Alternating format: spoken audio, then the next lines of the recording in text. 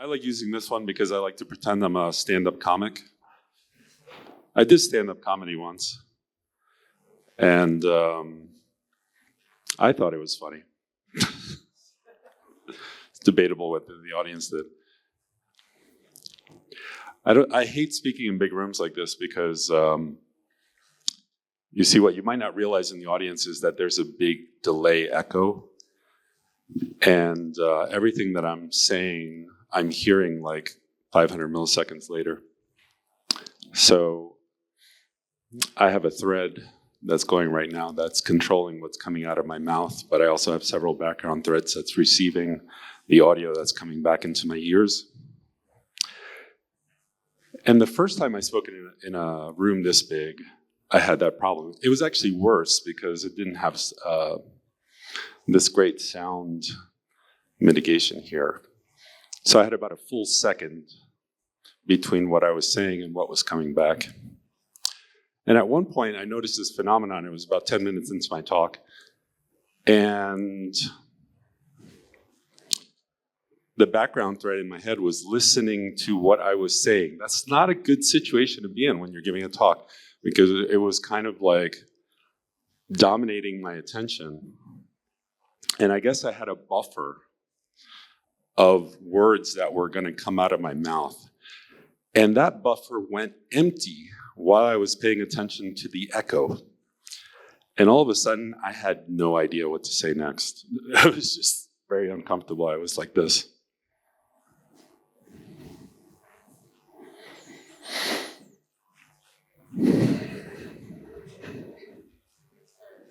Wow. Okay. So anyway, thanks for joining me today. My name's Obie Fernandez.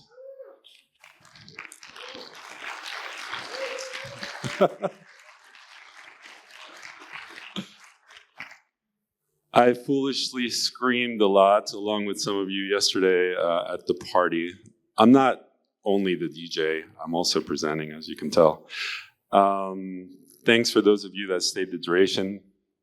Thanks to the guy whose shirt was completely soaked in sweat. Nothing gets a DJ off like seeing one of the dancers completely soaking wet. I don't know if someone dumped a bucket of water on him or he's just like, no, he was dancing that hard, right? And thanks to everyone who tore it up in karaoke and then came over and finished the night. Yeah, you know what I'm talking about. You guys are crazy. Don't you know this is Bosnia? You're not supposed to get that crazy here. Jeez. All right. So let's start my talk. My talk is called Patterns of Application Development Using AI. Rolls right off the tongue. The reason I called it that is because I'm a fan of the old patterns books. Who has read the Gang of Four Design Patterns book? Show of hands. Okay, so mixed crowd. I've spoken to some young developers these days, and they don't even really know what a patterns book is. I mean, any of you notice that? It makes me feel old. Jeez. But anyway, I want to tell you the story of how this concept of using AI components in application code came about. And I want to give you an introduction to some of these patterns so that you have an idea of what you might be able to experiment with in your own applications. So really quick bio, because I know some of you don't really know who I am. I wrote this book, The Rails Way. Before writing this book, I had been involved in software for a while. I'm coming up on 30 years of professional software development experience, although you wouldn't tell from this gorgeous body. I started as a full-stack Java developer circa 1995. I remember sitting on the first T1 connection of anyone that I knew in 1995 and downloading the first JDK. And it took something like 15, 20 seconds, and I was amazed. I was like, wow, this is so fast. But those of you that have been around that long, probably understand that. That was literally some of the first Java stuff in the world. So I was really, really lucky with timing. And then I got really lucky again. because in 2004, my friend Asla Kalasoy at ThoughtWorks introduced me to Ruby, and very quickly thereafter, I became acquainted with Ruby on Rails, and I've been doing Ruby on Rails since early 2005, since pre-1.0. And I was probably one of the first people in the world to do Ruby on Rails commercially at ThoughtWorks for John Deere, a very, very big company. In 2007, the Rails Way was published, and I started HashRocket, which became a very well-known consultancy. I later sold it. It's still going on. Great company. I did a brief AI-related project in 2019, so I'm not completely new to this space. And then when the GPT API came out, the OpenAI APIs became available, one of the first things I did was to write a ChatGPT clone-ish, you could call it that, called Magna.chat, and I presented it at RailsConf in 2023 and open sourced it and quickly abandoned it because open source is not sustainable. But there was a cool thing that happened as a result of that, which was that I was dating this lovely lady in the first row here, Victoria, and she was complaining about her copywriter at work. And I said, hey, let me write you an AI copywriter using this open source software that I had come up with. And I gave it to her, and she started using it, and it was very obvious that there were commercial possibilities here. So we got together, she quit her job and became CEO of a company called Olympia, and that's where I serve as chief scientist, which is a really glorified way of saying CTO. If you've done 30 years, you get to say that. But so this is Olympia. It's Olympia.chat if you want to check it out. AI-powered consultants. It's really like a very, very powerful ChatGPT sort of thing, and includes a lot of stuff. I'm not here necessarily to plug that, but this is me looking cool in Las Vegas. It's a little conference that I highly, highly recommend called Sin City Ruby. I know some of you that were there. So I gave a talk, which I thought was a really cool talk, called the biggest wave of all. And I was talking about how AI is, I see it as so revolutionary. Wow, what a novel thought. But the reason I saw it so revolutionary was because of what I was doing in Olympia using AI inside of what's otherwise normal code. Yes, Olympia is an AI app, quote unquote, but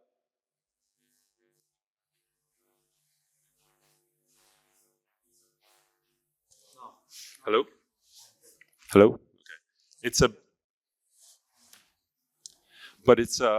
Ruby on Rails app, and it's a SaaS application that is otherwise a normal Rails app, let's call it, and it happens to use a lot of AI components inside of it to do things that would have to be programmed in otherwise normal ways. And after discussing this, someone in the audience said, Obie, this seems really great, but how do I get started? And there was like a moment of insight in my head where I realized, okay, I've been immersing myself in this for over a year at this point. And to a regular developer who has not been immersed in it, it can seem overwhelming. And raise your hand if you have felt overwhelmed by the amount of things going on in generative AI and LLMs. And I would be surprised if most of you didn't raise your hands here, Ooh, back to stand-up comic mode, great. Hello, okay. So on the plane back from Las Vegas, I said to Victoria, I'm going to start writing a book on this. So I literally started writing it on the plane. And luckily I had collected notes throughout the year as I was writing Olympia on patterns that I thought would someday be useful to share. And the key question is, how can I apply AI in my day-to-day programming without changing everything? Because AI does seem, and a lot of people talk about it, as something that is like a revolutionary change. It's a sea change. It changes everything about how you do everything. And those kinds of changes are intimidating, to say the least. They're also very difficult to put into effect, especially if you don't just work for yourself on your own project. So how can you incrementally take advantage of some of these revolutionary things, and that's what the book talks about.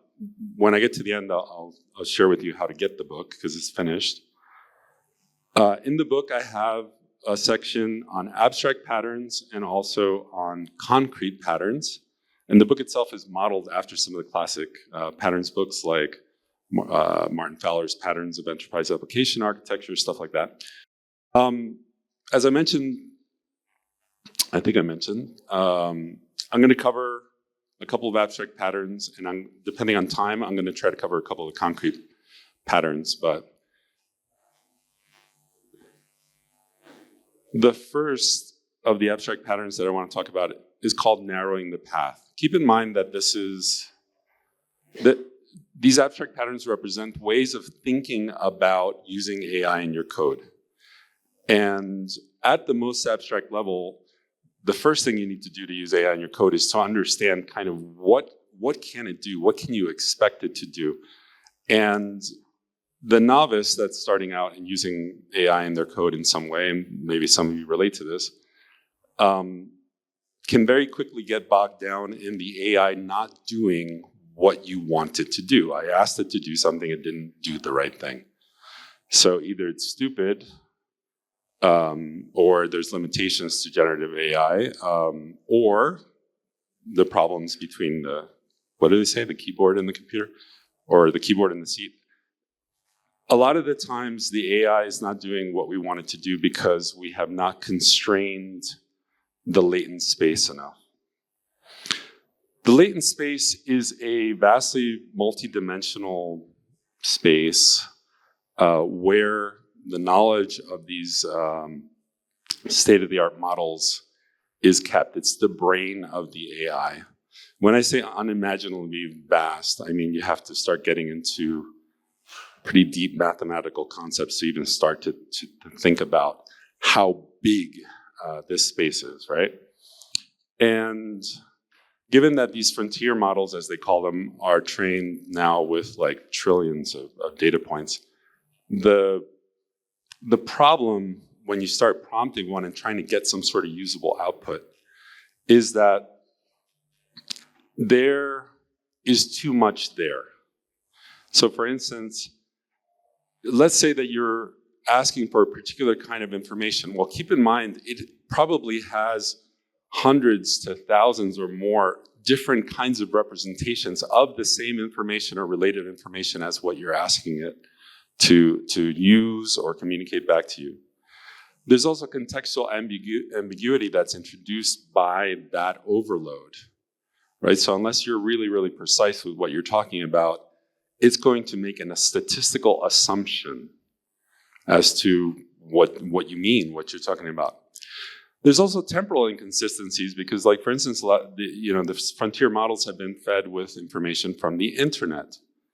And not all of that information, in fact, probably most of it, is missing some indication of when that information is valid.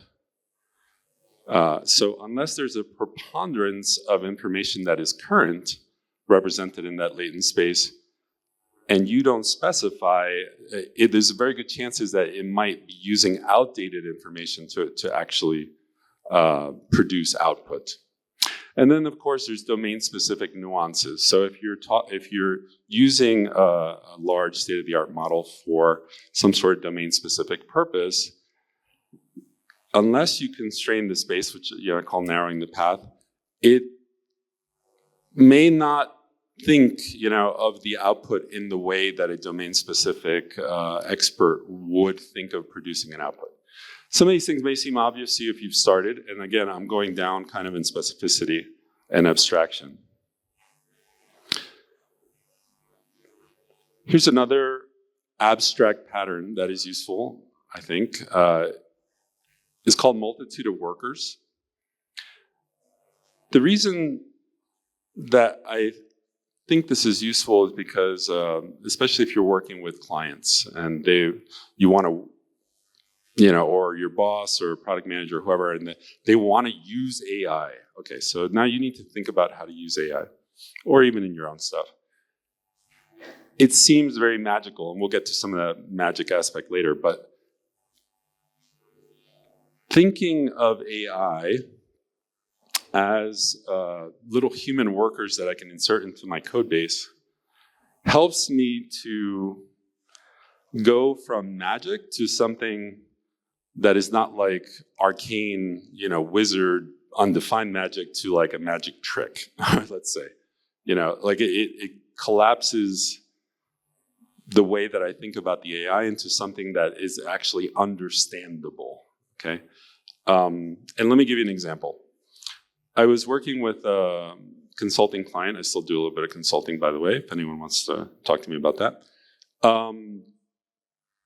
And they wanted to use AI, I say in scare quotes, to improve the results of some of their actuary analysis for reinsurance. And without getting into any specifics, reinsurance is a fairly complicated domain. It's the world of specialized accountant analysts that do these kinds of figuring out what is your insurance going to cost, right?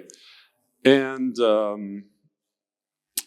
the client, investor in this venture had been reading up on, all the advances in AI, and he wanted AI to help fix or improve on existing things. So I said, okay, well, one way to think about this is, if you have a particular problem you're trying to solve, I said, what is the problem anyway, at that point? And he said, well, our actuaries don't scale. I said, okay, I can kind of understand that. So I said, do you want to like provide more actuary service? He said, yeah, kind of, at a scale that hasn't been done before, so that we can price insurance dynamically at a scale that hasn't been done before. I said, okay, well, what would you do if you had an army of like actuaries that were like little, almost human, but like little robots and things like that? And then we kind of talked through decomposing the problem into almost a microservice approach. But I mean, the thing is, if you think of them as little humans that are constrained in what they're able to do, aka like agent-based thinking, it just helps you in terms of visualizing the architecture. So I was able to take this client from really just not understanding anything other than this magical AI thing will help fix, or make my vision a reality, to specifically, okay, if we have these actuaries that perfectly follow instructions that are not limited to their personal set of Excel spreadsheets that can be spun up 1 million at a time, these kinds of things help to clarify the architecture of what a solution might be in this space. And at this point, I need to clarify, in case it's not obvious, that the use of AI in this way, I call discrete AI components. So I'm not talking about an application that you put into a prompt and expect to just get, like the prompt is the application. That's not what I'm talking about. I'm talking about incorporating AI logic in discrete components or in little services that function as black boxes inside of your current code. These intelligent behaviors can implement parts of your business logic. And this is where this whole thing starts to become pretty fun and profitable, I think. There are parts of any given application that we have to write out.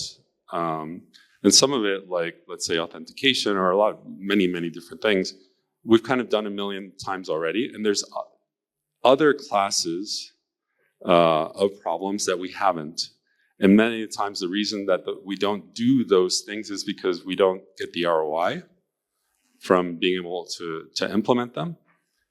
It is too difficult or too complex, or maybe it's even too far-fetched. Some of these things that sometimes that your clients or product managers ask for are just simply not doable given the constraints. If you have this kind of like little magic black box that's able to encapsulate anywhere from dozens to millions of lines of code inside of it, and you just have to worry about how to interact with it in terms of inputs and outputs, then that actually starts to make certain kinds of things easier or just possible in the first place. So that's what I mean by discrete components. And modularity is a key. This is very, very heavily influenced by OO thinking. Proponents of OO tell us to think about interactions between our objects as messages. And where you're using AI to power discrete components, you almost can use them as literal messages, objects talking to each other in the way that humans would talk to each other. In case you can't read what's in the chat bubbles, here's an example. User 7482, just to represent a user, right? Hasn't logged in recently. And another component that was said to internally in the app says, let me look at their activity history. So it goes and pulls their activity history, it analyzes them, and then it maybe the first component or another component that it talks to says, okay, I'll send them an email about our latest new feature. This would be an example of, let's say, improving engagement. So these are building blocks inside of your app that act like little workers, doing stuff for your app.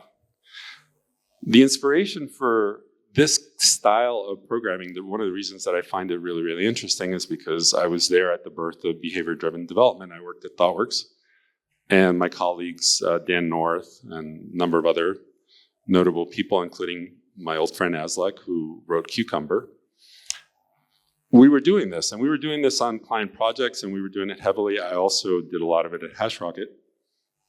And in case you're not familiar with it, what you do with BDD and BDD testing frameworks is you write out in English, or your chosen language anyway, but in plain language, what you want your application to do, and then that drives tests that actually test whether it does what you want it to do. In this particular example, it says, given I am on the home page, when I click the login button, then I should see the login form. This was all great, and we got a lot of mileage out of this, but it was a pain in the neck to implement what went behind this. So there was a bunch of, let's call it armature, or like the supporting code that made this work. It's kind of like this pseudo parser style matchers that matched to the different plain language, and it was very difficult. And here I have to stop and say, there's a trigger warning. I mean, I don't know that all of you like magic. I mean, I know if you like Rails, you're generally okay with magic. But some of the stuff I'm about to show you that is kind of like this BDD on steroids starts to feel pretty magical. So one of those types of workers that I talk about in the book as a multitude of workers, I'll give you an example. The account manager in Olympia, this is the prompt that drives it. So this is a discrete AI component in Olympia. And its prompt, I'll read to you. You are an intelligent account manager for Olympia. The user will request changes to their account, and you will process those changes by invoking one or more of the functions provided. Escalate to human support rep if you encounter any problems. Do not allow the user to change their account or add a new AI assistant unless their account subscription status is active. Make sure to notify the account owner of the result of the change request, whether or not it's successful. Always end by calling the finish function so that we save the state of the change request as completed. This is the directive that is given to the discrete AI component that is acting as the account manager for a subset of the account management capability in Olympia.chat. I know this might be a little difficult to see if you're in the back of the room, but this is the code that implements that account manager. And there you see from lines 12 to 21, the system directive, and then the function. This is an example of a function that is given as a tool to this discrete AI component that it can use to do part of its job. In this case, it's add bot config to account, because one of the functions it can do is to add a new bot to your Olympia account. And even if you're in the back, you can tell the meat of this function is just normal Ruby application procedural code. There's nothing AI about the implementation of this tool. But this tool is one of half a dozen that the account manager has, in addition to being able to add a bot config to a particular account. It can also talk to customer support. It can send an email to the customer. Those emails are not predefined in templates or anything like that. It actually decides what to write to the customer. It can also close the ticket. So there's a workflow aspect to this. There's a state machine. And basically after it decides that it has worked on it. And I want to, I hate that I have to go through this so quickly because I could do a whole workshop on it. But I want to talk about the power of this approach. This part in green here reads, do not allow the user to change their account or add a new AI assistant unless their account subscription status is active. This was not in the first version of my prompt. So someone knows what's coming here. So what happened was, in the first version, this was missing, and I rolled it out to production, and about a week later, I got a message from our customer support guy, and he said, hey, we just had a case where this thing failed because it let someone add a new bot to their account, even though their account was scheduled to be canceled. And I said, yeah, that doesn't seem right. So he said, great, do you want me to add a story to Notion? And I said, no, I already fixed it. Because I just opened this file and I added the part that's in green. And I went ahead and I tested it and it worked fine. So like basically now, if your account is scheduled to be canceled and you try to add a new bot config, it'll send you an email and saying, hey, I'm sorry, I was not able to complete your request. Now, there's something really, really important that I want to make sure you take away from this. This is internal code. I'm not talking about the user typing a request to an account manager bot. No. The way that a user on Olympia adds a new bot is by going to a catalog of bots and pushing a button. So that's at the user interface layer. And then at the controller level, that's where a message is produced that is sent to the account manager that is insulated from the user, that is constrained, and it says something like, hey, user UUID blah, blah, blah, wants to add bot config blah, blah, blah, blah, blah, and packages it up into a change request and sends it to the account manager for execution. So this is just the tip of the iceberg in terms of what you can do. It's literally implementing business logic as prompts. And I think I mentioned it on the slide, but I didn't mention it before. The end goal, kind of the logical conclusion of this, where we're going with it, and I talk about it in the book a little bit, is that eventually I think we can write entire applications just using prompts. And that's not like small applications. What I mean is that eventually this behavior-driven development kind of style can be applied to our application development. But that's far off in the future. I want to get back to reality, even though this is magical. Briefly, if you're saying, how does this apply to me and what I work on? Here's, kind of something, big categories of domains. So account management, almost any software has. Many of you probably work in e-commerce. Many of you probably work in healthcare. These are all areas where discrete AI components can make a big difference. I recently have been working a little bit with some clients that are medical doctors, and they run clinics.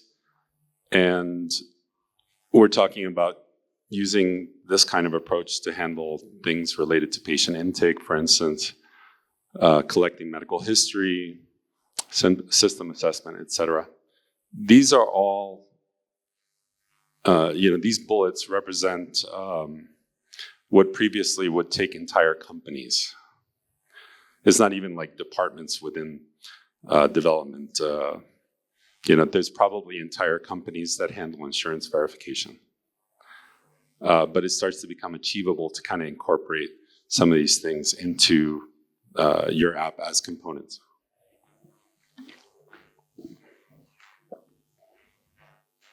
Okay, I don't know how I'm doing on time. I'm out of time. Maybe. Briefly, let's just do a little bit on concrete patterns. I break them up into different categories. One of the big categories is prompt engineering. And the example, I have two examples, but one I'll talk about is called structured I/O. And this refers to structured input and structured output. Again, this is an implementation pattern that gets more concrete. Before we were talking about kind of like big architectural patterns, abstract ways of thinking about how to use AI in your code. This is specifically how to code AI into your code, a concrete pattern. Structured input helps the LLM better understand what you're talking about by presenting it to the LLM as XML or JSON or some sort of defined format. And you ask the LLM AI to give you structured output back.